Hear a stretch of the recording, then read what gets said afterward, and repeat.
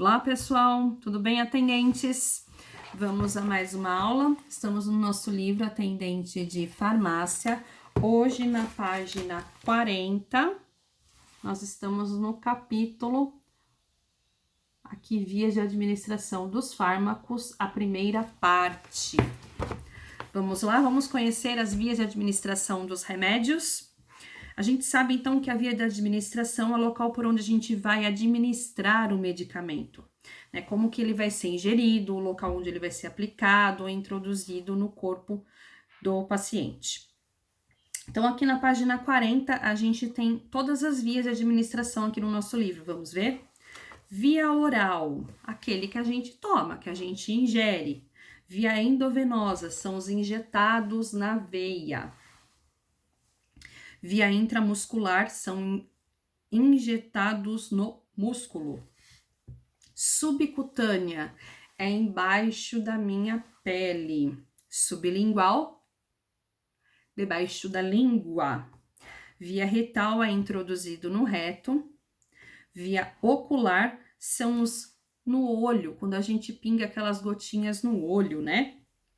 Os colírios. Via nasal, são aqueles que a gente introduz aqui no nariz. Inalação, onde a gente vai inalar, né? É o vapor na boca. O efeito tópico são os aplicados sobre a pele, aqui no local, no efeito local. E o efeito sistêmico são os aplicados na pele com efeito dentro do meu organismo, que a gente chama de transdérmico. Todas essas vias, ela tem os seus objetivos, ela tem as suas vantagens e as suas desvantagens também.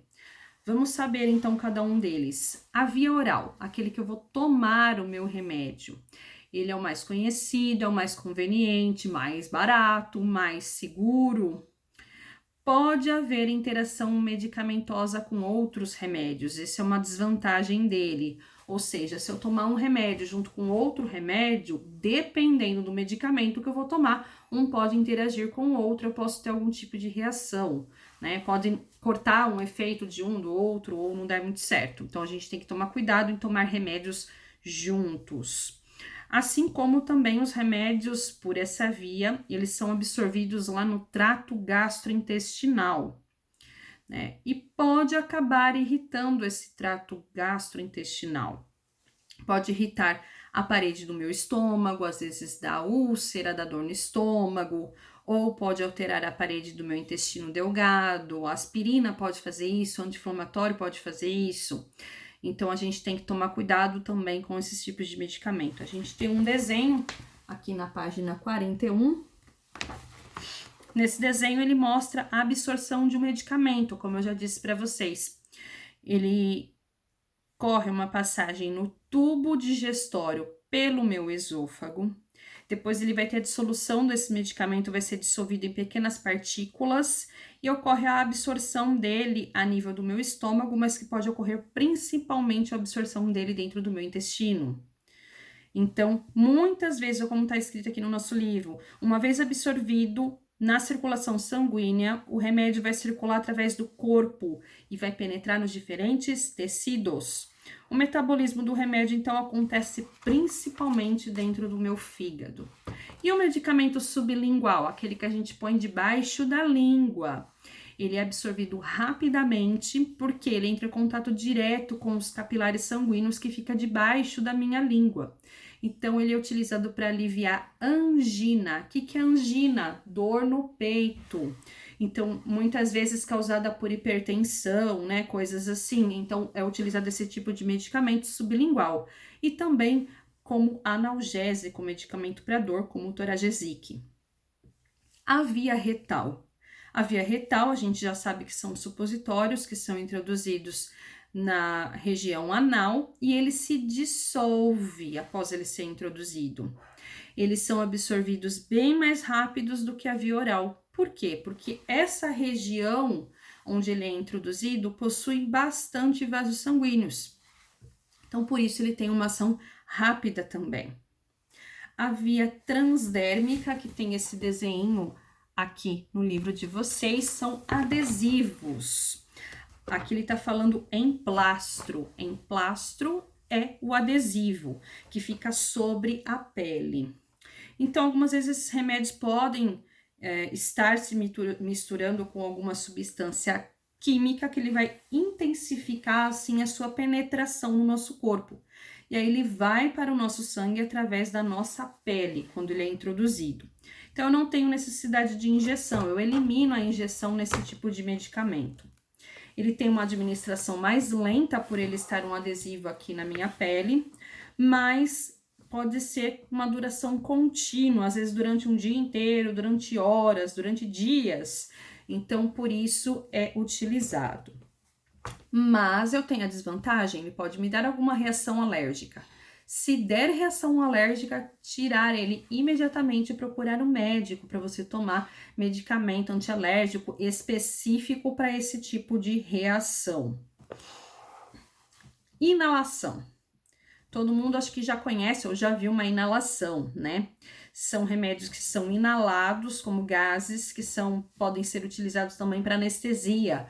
Hoje a anestesia evoluiu e não é somente a introdução por injeção, né, do remédio anestésico, mas também inalatória. Então eu vou respirar aquele gás que faz com que a pessoa esteja anestesiada. E eu também tenho os aerosóis, né? Os aerosóis, que são as bombinhas, né, para asma, bronquite e assim por diante. Então, eles atuam diretamente, esses tipos de medicamento vai atuar diretamente nos pulmões, onde eles são absorvidos pela corrente sanguínea, que também está presente lá no meu pulmão. Ele atua diretamente pelas vias que transportam o ar para os pulmões. Então, a gente também tem que ter cuidado para administrar esse tipo de medicamento, colocar a quantidade certa do remédio para estar sendo administrado, principalmente na inalação, quando se prepara com Berotec e tudo mais, a gente tem que tomar cuidado, não aplicar muito, porque ele vai dilatar a minha via aérea. Ocular, quando eu pingo colírio no meu olho, e a via pode ser chamado também de via oftálmica, opa, enrosquei na palavra, ou conjuntival. Ela é usada para utilização nos olhos. A absorção dela é muito pequena. São os colírios, a gente tem pomada para colocar nos olhos também, e eles são vasoconstritores. A gente tem colírio que é vasoconstritor, ou seja, aquele que dilata, né, o nosso olho. Quando a gente vai no oftalmologista, né, tem que dilatar os olhos para poder estar fazendo algum tipo de exame, algo assim. Quais são as desvantagens? Eu posso ter risco de contaminação, irritação no meu olho, pode dar uma úlcera na minha córnea por vasoconstrição, ou eu posso até perder reflexo. Então, por isso, gente, colírio não se compra qualquer um na farmácia e aplica no olho porque o meu olho tá seco, tá irritado. Não. Colírio só deve ser indicado por um médico especialista, ok? Nós temos também a via nasal ou intranasal. Aqui na nossa página 44 do livro, ele mostra pra gente que eles são utilizados por essa via apenas para efeito local. Ele apresenta sob forma de gotas nasais, né? Aqui é um exemplo deles. Na sua maioria, eles são vasoconstritores, eles vão dilatar os vasos. E por isso a gente tem aquela sensação de alívio, né? Quando usa os medicamentos assim, desse tipo, né, sem fazer a propaganda, a gente pinga aqui, sente aquele alívio na respiração, porque ele dilatou as vias aéreas. Então, a gente pode também ter esse tipo de medicamento para aplicar anestésico local, no caso de exame, quando a gente vai fazer broncoscopia, é utilizado medicamentos assim. O uso de corticoides reduz a inflamação causada por alergias, então a gente tem corticoide também com esse tipo. E também para irrigar aqui as fossas nasais, né? É importante também para reduzir risco de infecção, além de facilitar a respiração, como eu já disse para vocês. Nessa mesma página, na página 44, a gente tem dois exercícios, duas perguntas. Primeira pergunta, vamos lá? Dentre as vias que a gente viu agora, todas essas vias de administração de remédios, quais são as vias mais rápidas para absorção? E por quê? Segunda pergunta: qual a diferença de efeito sistêmico e efeito local? Qual a diferença de um de outro? Então, vocês vão responder essas perguntas que a gente vai corrigir em aula. Pessoal, agora a gente vai entrar numa parte, que é a segunda parte da via de administração dos remédios, onde eu vou falar os pontos principais para vocês aqui. Porém, a gente vai ver em mais detalhes a parte prática lá na nossa aula em classe, tá bom? Então, eu vou tentar explicar da maneira onde vocês possam entender aqui virtualmente. Então, é a aplicação de injetáveis. Injeção. Isso não é de responsabilidade do atendente de farmácia.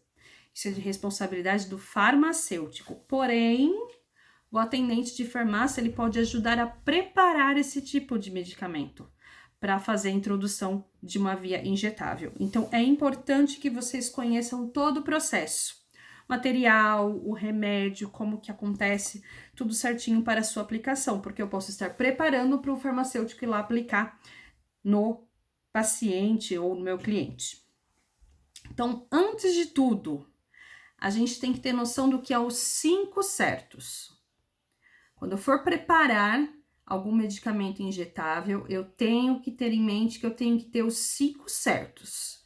Tenho que conferir isso. São regrinhas básicas e que eu não posso esquecer. Então, quais são os 5 certos? Paciente certo, medicamento certo, dose certa, hora certa e a via certa. Por isso que a gente chama de 5 certos, ok? Não esqueçam dessa regrinha dos 5 certos. Quais são as precauções que a gente deve ter com os medicamentos injetáveis para aplicação desses remédios? Tá aqui na página 45, no finalzinho da página do livro de vocês. A sala de aplicação, ela deve ter uma boa ventilação, boa iluminação para a gente poder enxergar direitinho e possibilitar, assim, um manuseio adequado de tudo isso. Eu tenho que ter todos os materiais presentes na minha mão. Então, deve estar, principalmente, ele deve estar na sua embalagem íntegra, ou seja, fechadinho, lacradinho, para não ter nenhum tipo de contaminação. Sempre cumprir os 5 certos que a gente acabou de ver.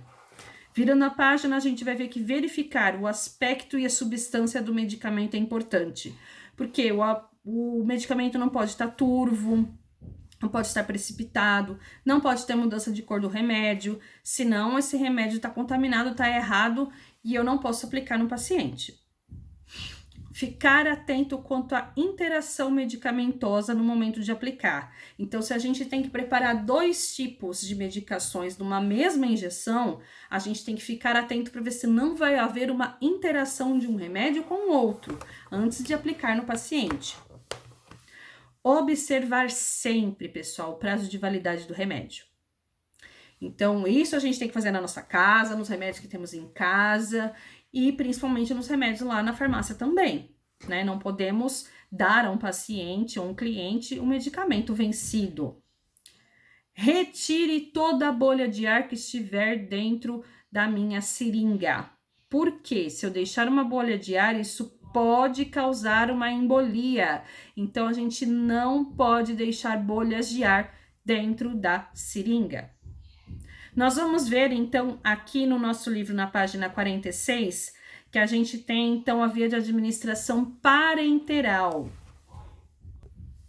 Então, pessoal, a via de administração parenteral, ele tem... É preciso a gente analisar, aliás, as suas vantagens e as suas desvantagens, porque ele também tem desvantagens, tá? Não é porque é uma injeção que não vai ter desvantagem. Mas quais são as vantagens dele? Ele tem uma velocidade de liberação mais rápida, portanto, uma ação mais rápida, e ele evita a barreira gastrointestinal, então ele não vai afetar o meu trato gastrointestinal. E a desvantagem? Dor, porque tem injeção que dói no lugar, né?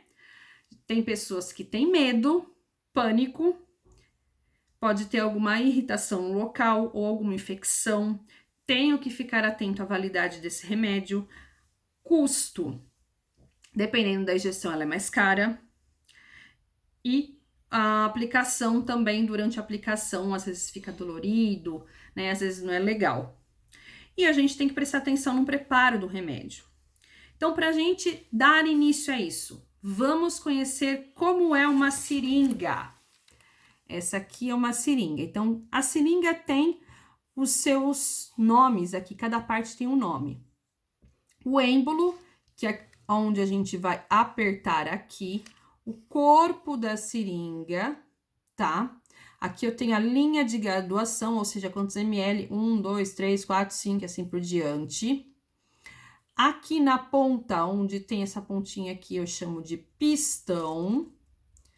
E aqui é o cubo da agulha, tá? A base da minha agulha a gente chama de cubo da agulha. A minha agulha e a proteção da agulha. Nunca, nunca, nunca, nunca reencape uma agulha. Pegar essa capinha da agulha e colocar nela de novo, nunca faça isso. Porque é nessa hora que o profissional de saúde se fere. E aí ocorre o acidente de trabalho. Ah, mas isso não é nada. E se o paciente estiver contaminado? Eu posso estar me contaminando também. Então, é importantíssimo que a gente não reencape a agulha para não se machucar, tá bom? Quando eu for preparar o remédio, não desencapa a agulha. Encaixa a agulha ali, ela encaixa rodando na minha seringa, tá? Só vai desencapar a agulha no momento exato da aplicação. Então, a gente tem aqui no finalzinho da nossa página 46 a via intradérmica. Tem um desenho aqui da onde fica a via intradérmica, ela fica entre a epiderme e a derme, tá? A gente vai aplicar nessa região, e é onde a via por onde o remédio vai penetrar no corpo da pessoa. Ele vai atingir somente essa primeira camadinha da pele.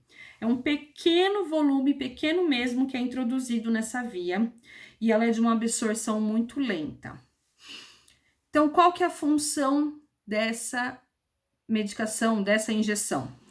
É para fazer teste para tuberculose, tá? Aqui no livro está escrito testes tuberculínicos, que nada mais é do que teste para ver se a pessoa teve ou tem contato com alguém que teve tuberculose.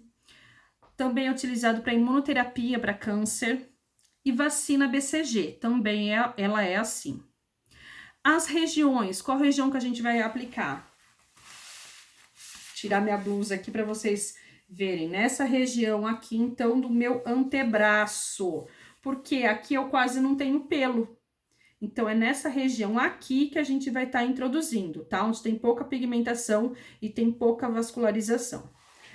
Quais são os equipamentos necessários que a gente vai utilizar para esse tipo de via? Uma seringa de 1 ml, porque é pouquinho mesmo. E uma agulha 13 por 14 milímetros. Eu vou mostrar para vocês durante a nossa aula os tipos de agulha que são existentes. Cada agulha às vezes tem o seu milímetro e tem a sua cor. Tem gente que escolhe a agulha pela cor, né? Que vai pegar, pega a agulha rosa, pega a agulha roxa, a agulha azul, amarela, né? A gente tem muito isso dentro de hospital, principalmente.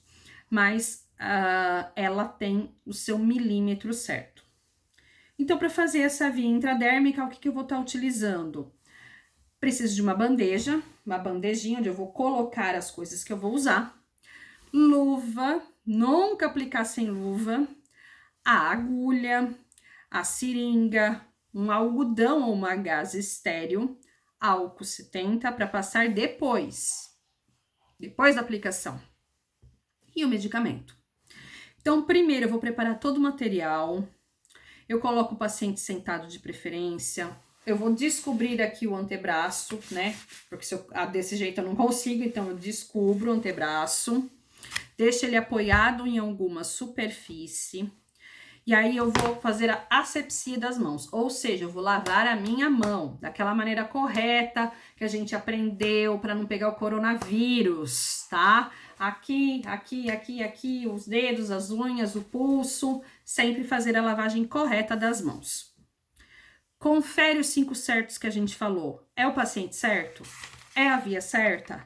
É o medicamento certo? É a dose certa? Tá na hora certa? Tá na via certa? Então, a gente tem que conferir os 5 certos. Sempre.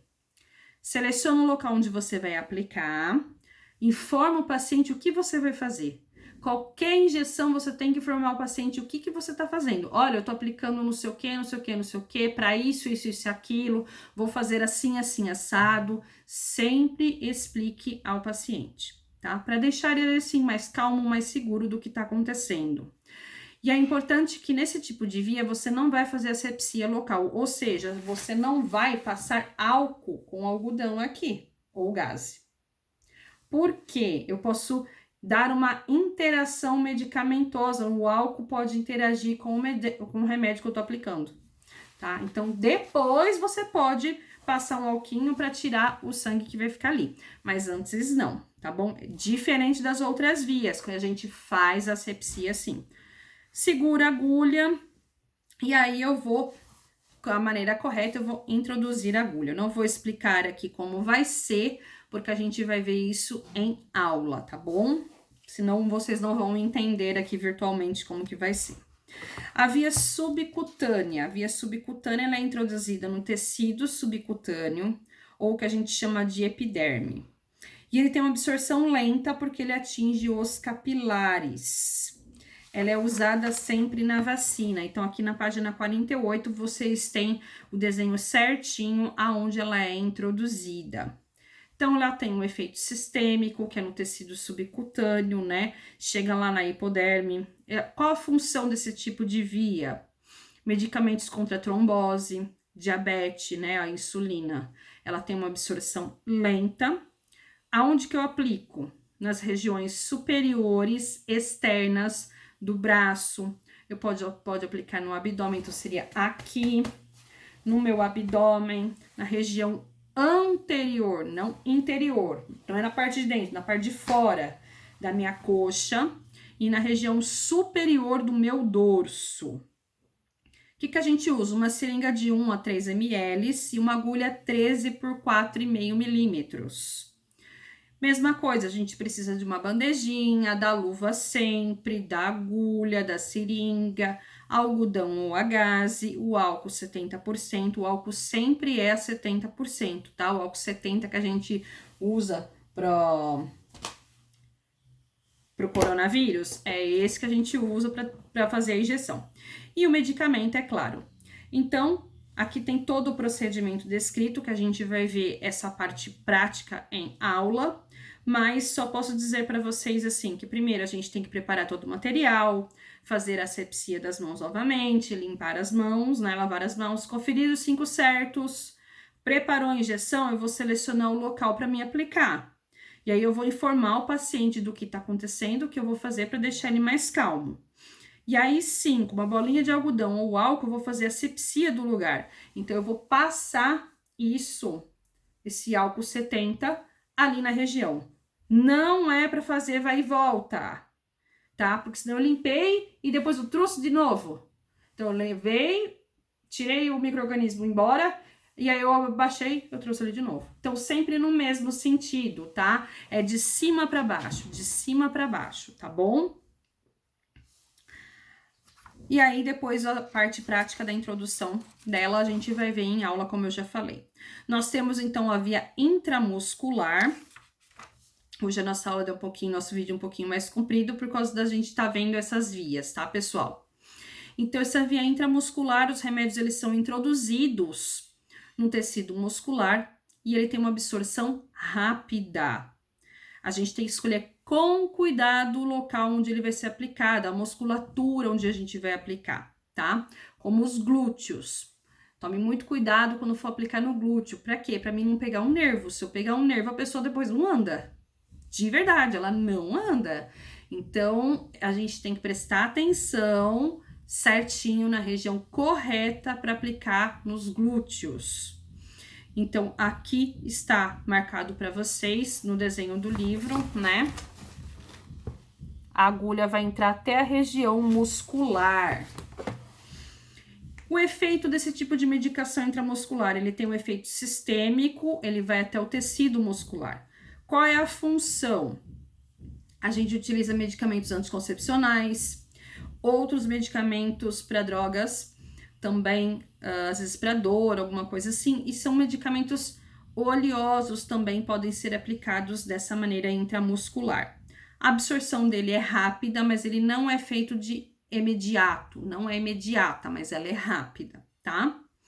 Então, a gente pode ter na região, a gente pode aplicar na região deltoide, a gente pode aplicar na dorsoglútea e na ventroglútea, também na anterolateral da coxa. Nossa, Fernanda, não sei o que é isso, não se preocupem, a gente vai ver tudo isso na aula prática, tá bom? O equipamento que a gente usa, uma seringa de no máximo 10 ml, agulha 25 por 7 milímetros, tem a 25 por 8 e tem a 30 por 7, tá? E também a 30 por 8, aqui tá em ml, mas isso aqui é milímetro na verdade, tá bom? Então, corrigi o erro aí no livro de vocês. Material necessário que a gente vai precisar, então, a bandeja, a luva, a seringa, a agulha, o algodão ou a gaze para estar introduzido o medicamento e o álcool 70.